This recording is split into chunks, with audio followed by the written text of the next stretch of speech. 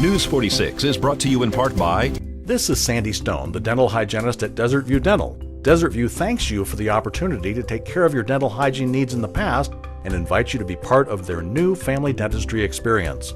Dr. Moritz and his competent professional staff will provide you with the highest standard of care and the latest technology available. For quality implants, dentures, or general dentistry, the mission of Desert View Dental is to provide you with excellent, comfortable dentistry at affordable prices. Call them today.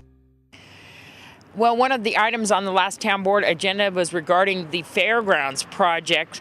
They wanted to build some fairgrounds on the corner of Kellogg and Squaw Valley.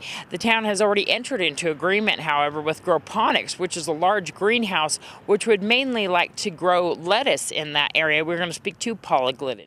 Well, at that meeting, we finally got to present our side and our concept. And the problem is we feel that the town is locked in gridlock right now. Regarding the land at Kellogg, because that's where we'd really like to be located. And I know that Groponics was looking at that same location. We're talking about right next to the fire station down there. I believe that's Station 3 at Kellogg and Squaw Valley. You guys already had some plans drawn up for Fairground there. Now Groponics wants to put their facility there. Tell me what's going on. Well, they are. The town is in contract. They have a signed contract with Groponics. But as we know, there is a deed restriction on the property in question right now. And Mr. Kunze, who is the DA, he's given his opinion on it, stating that he doesn't believe it's available due to the deed restriction. And so there is some nebulous area there. And that's what the town has to really sit down and look at and decide which way they're going with it.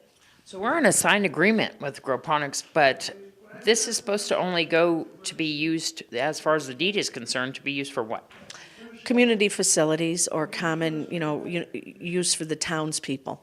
And that's what we understand. So that's what we've been using this for. That was the concept behind it. That's why we chose it, quite honestly.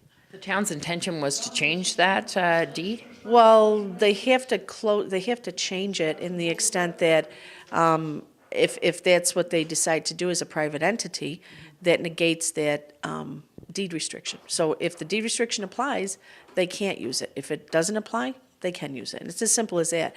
But Mr. Kunze has his opinion, and our attorney, the town's attorney, has their opinion. So I guess we just have to let them talk it out.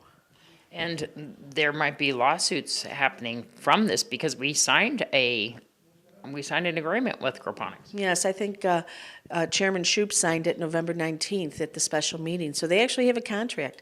And now the town has asked us at this last board meeting to do our best to put together an MOU. And I guess we're going to sit down and do that as the Fairgrounds Committee, and we'll see where it goes from there. At this point, we can send them our wish list. We just don't know where it'll go. Are we looking at any other location for the fairgrounds at all? Well, of course, we talk about the original property on 160, but that is the cost factor there. That is extreme, and we've done reports on that. We've presented to the town. We've given them information. So we really don't believe that's the best spot for it.